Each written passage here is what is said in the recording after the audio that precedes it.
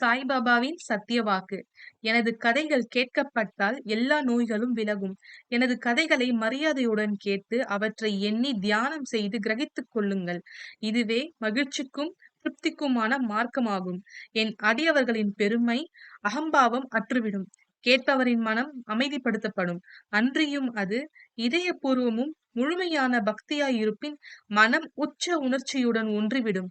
சாயி சாயி என்று சாதாரணமாக ஞாபகமூட்டிக் கொள்வதே பேசுவதில் கேட்பதில் உள்ள பாவங்களை தீர்க்கும்.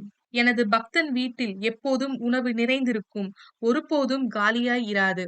அவர் தனது கவனம் அனைத்தையும் என்பால் திருப்பி நாத்திகர்கள், மதப்பற்றற்றவர்கள், கொடுமையாளர்கள் இவர்களின் கூட்டுறவை தவிர்த்து எல்லோரிடமும் பணிவாகவும் அடக்கமாகவும் இருந்து உள்ளத்தாலும் உயிராலும் என்னை வணங்க வேண்டும். இதை செய்வாராகில் அவர் எல்லையற்ற பேரின்பத்தை அடைவர். ஓம் சாய்ராம்.